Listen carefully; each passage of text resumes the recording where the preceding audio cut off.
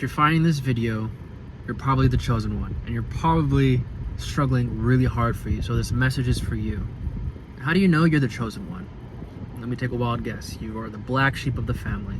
You probably had a really rough upbringing. Like, you got put through the ringer, and you've been doing all this healing, you've been doing all this work, and you've barely been seeing progress. And you've had moments in your life of like, is it worth it? I'm doing all this work and I'm seeing all these people around me having careers and having families and having all this abundance in their life. And it's like, why not me? Why can't I have some of this abundance? Why can't I have some of this goodness? I'm gonna tell you exactly why. People like us that have been put through the ringer are here for a very specific purpose. We're here to wake up the world. We're here to wake up the parts of the world that we're living in, to help other individuals heal. And that's the thing. Since we have such huge callings on this earth, our souls knew that we had to come down to earth and have a really hard upbringing. We had to be abused, we had to be sexually abused, we had to be neglected, we had to be narcissistically abused, psychologically abused. We had to go through it, because here's the thing. When you go through so much trauma, right, and you transmute that trauma when your soul is ready to, which I'm assuming that you're going through that right now, so much light comes through that space, so much knowledge and magical wisdom comes through that space. And that's the reason why we're struggling right now. It's because God, the universe, is preparing us for our purpose, preparing us for all the things that we want. You know, we have desires. We're human, right? We're a soul having a human experience. We have desires. We want the family. We want the money. We want the career. We want the safety. We want the friendship. We want to travel the world. And you're asking for all these things, right? And we are being in a refinement process. We are being purified right now. And it's interesting because if we can come back to trust, if we can come back to faith, if we can zoom out of our pain and to really take a bird's eye view of what's happening to us, and to think in the perception of, why is God putting me through this trial and error right now? We can start to see the blessings that are coming from the struggle.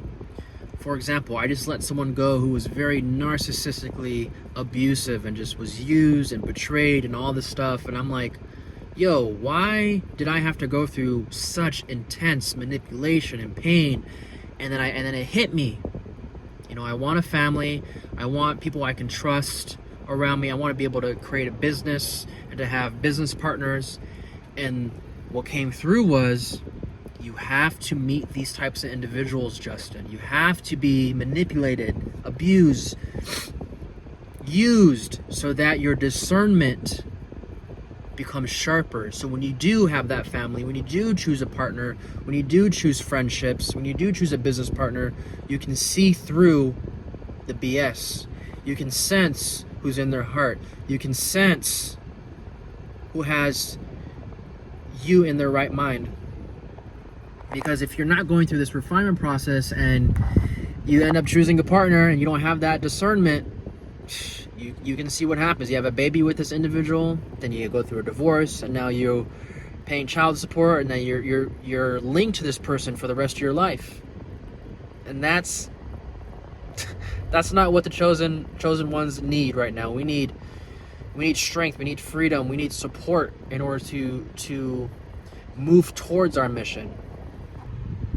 And there's this beautiful saying, right? It's like, we trust our barber, we trust our Uber driver, we trust the bus driver, we trust the chefs in the back of the restaurant cooking our food, but why aren't we trusting God in this process? Why aren't we trusting God in the chapters that are being presented to us right now?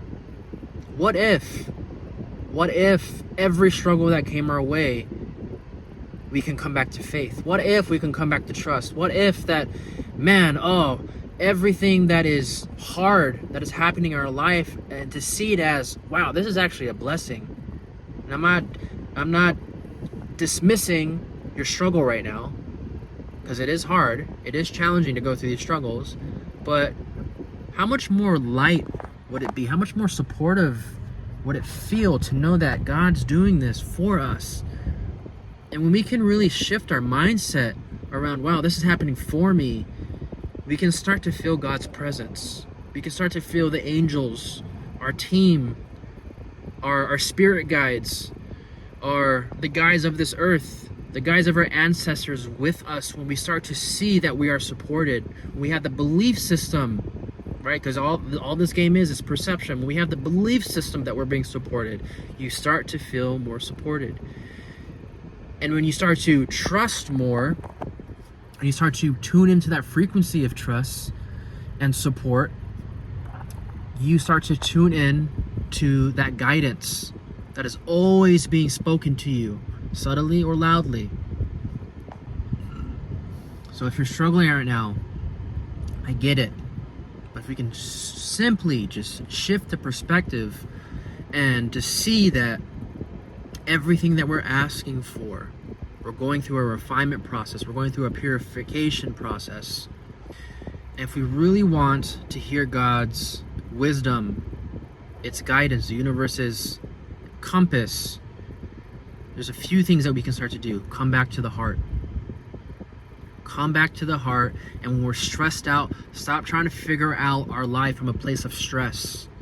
When we're in a place of stress, we tap into the frequency of anxiety and fear. And when we're moving from the place of anxiety and fear, we're going to attract more anxiety and fear. So literally de-stress. God is presence. God is pure presence. So we can quiet the mind. Go for a run. Go to nature. Go jump in the water. Exercise. This quiets the mind. We can quiet the mind and come back to the heart. The heart's electromagnetic frequency is much bigger than the brain. This is where God lives. This is the organ in our body that's connected to God. This is where we channel the heavens. This is where we channel the earth energy, and the heaven energy is through our heart, right? Think about it. When you're around somebody who's in their heart, you can feel the love, you can feel the ease, you can feel the support, you can feel like I can just be myself. That's what the world needs. And this is how we channel heaven's energy, is through our heart. So if you're struggling right now, I get it. And just a little bit of a perspective shift with this video, and keep coming back to the work. Keep coming back to the work, the inner purification process. If you have meditation practices, if you're practicing celibacy, if you have a therapist, if you do plant medicine, keep coming back to it in your own flow. You don't have to go crazy fast like I did. Find your pace. And when the challenge comes, lean into it. Ask God, why is this happening for me? And when you lean into it, and you come back to a place of trust and faith, there's less resistance to that. And when there's less resistance to it, it becomes easier. Life becomes a lot more easier in that process.